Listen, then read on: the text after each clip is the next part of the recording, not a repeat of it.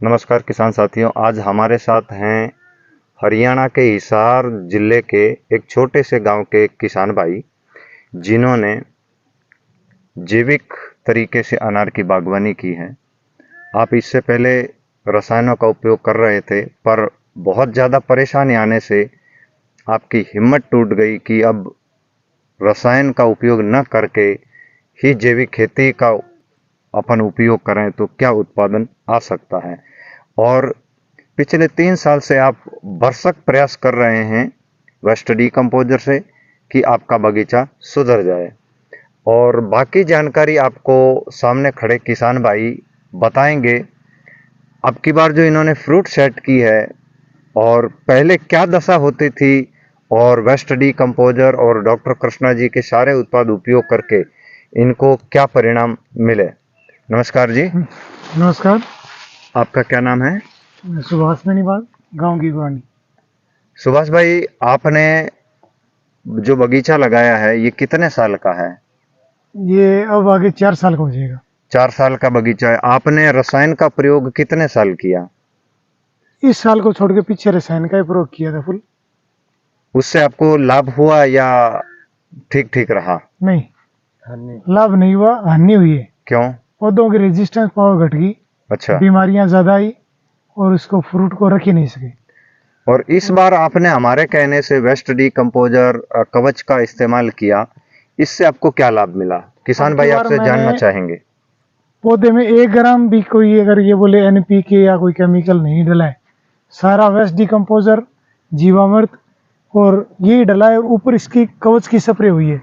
आपने जो कवच का इस्तेमाल किया है और जो आपको लाभ दिख रहा है, जो आपको फायदा दिख रहा है, क्या फायदा मिला आपको ये बताइए। फायदा ये मिला है कि अब की बार 50-51 डिग्री टेम्परेचर होने के बाद में सनबर्न आ जाता है फ्रूट के ऊपर, जो पिछली बार भी आया था। लेकिन अब की बार 15-20 हर 15-20 दिन पे हमने कवच का स्प्रे करते रहे, चूने का जो घोल है वो मिला के। तो अब की बार इतना टेम्परेचर होने के बाद में भी फ्रूट के ऊपर कोई नाम मात्र कहीं पे आपको ढूंढने पे सनबर्न मिलेगी तो मिलेगी, नहीं किसी पर भी सनबर्न नहीं मिलेगी। अक्सर आप कह रहे हैं, आप ये बात कह रहे हैं कि पिछली साल आपने रासायनिक तरीके से खेती करके दवाओं का भी काफी खर्चा हुआ आपका, और परिणाम न के बराबर रहा। सनबर्न पहले भी आया था। हाँ, सनबर्न बहुत ज्यादा था। पिछले साल तापमान कम था।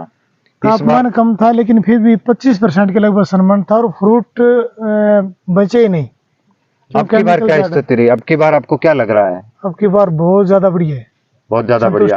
ये आप क्या मान रहे हैं कि किसका प्रयोग करने से आपको ऐसा लाभ दिख रहा है? सबसे बढ़िया जो फ्रूट के सनबर्न न आने का कारण तो है जो कवच कृष्णचंद्रा वाला, और नीचे से जो खुराक मिल रही है वो वेस्ट डीकम्पोजर की और दूसरा जीवामृत की। दूसरा, आप एक बात मेरे को बता रहे थे कि पिछली बार आपने कई बार फंगीसाइड का उपयोग किया। हाँ। उसके बाद भी जो मैं आपको किसान साथियों पौधे का जो तना दिखा रहा हूँ, ये पिछली बार जब हम यहाँ आए थे तो ये जो पौधे का तना है, हाँ, ये ब्लैक था, पूरा ब्लैक था। तो सुभाष भाई आप मेरे को बताइए, अब आपके पौधे के तने में क्या प्रॉब्लम सॉल्व हुई है? पिछले बार नहीं, यहाँ से पूरा ब्लैक था, जैसे ये जोड़ोगे यहाँ से पूरा ब्लैक था सारा तना। अब की बार ये जो कवच के या केमिकल न डालने के कारण हुआ है, तना बिल्कुल स्वस्थ है, तना भी स्वस्थ है, ऊपर से फ्रूट भी स्वस्थ है, तो और किसान साथियों, खर्चा भी नहीं हुआ कुछ भी। किसान साथियों देखिए, सुभाष भाई ने हमारे कहने से वेस्ट डीकम्पोजर कवच का उपयोग करके अपनी फसल को एक ऐसी सुरक्षा प्रदान करी, इसमें इनका खर्चा भी कम आया और उत्पादन भी इनके खेत में बढ़िया लग रहा है। और दूसरा, आप एक प्रयोग कर रहे हैं अभी इन दिनों, पक्षियों के बचाव के लिए क्या कर रहे हैं, साथ इसी में आप बता दीजिए, क्योंकि हर बगीचे में किसान भाइयों के सामने बहुत बड़ी दिक्कत होती है कि पक्षियों से बचाव किया जाए। कहीं तो जाली लगानी पड़ती है, कहीं एक गन से अंदर पोटाश डाल के ब्लास्ट किया जाता है। आपने क्या नया तरीका इजाद किया जिससे कि आपके खेत में पक्षी कम आए? क्या आपके हाथ में क्या है ये?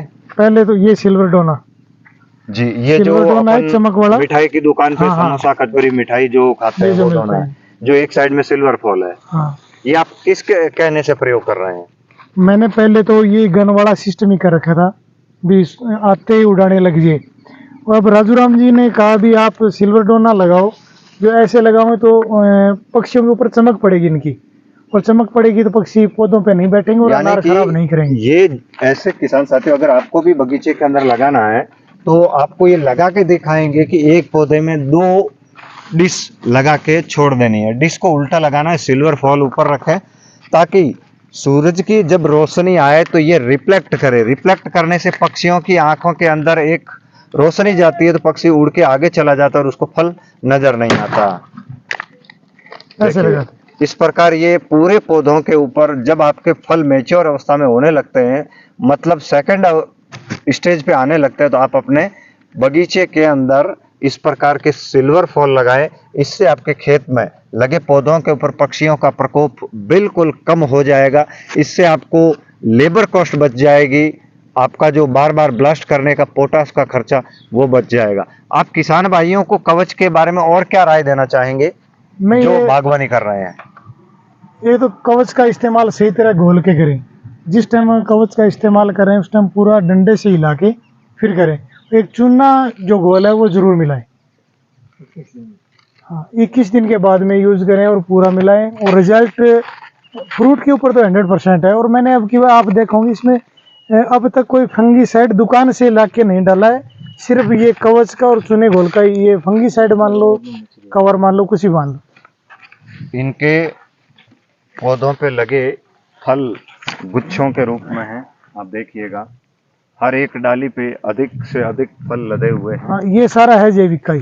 और इस बार इन्होंने हमारे कहने से, ये पहले रसायनों से काफी परेशान हो चुके थे, तो इन्होंने हमारा आसरा लिया और हमारे मार्गदर्शन में इन्होंने पौधे तैयार किए हैं और फलों की जो साइज अब बढ़वार कर रही है।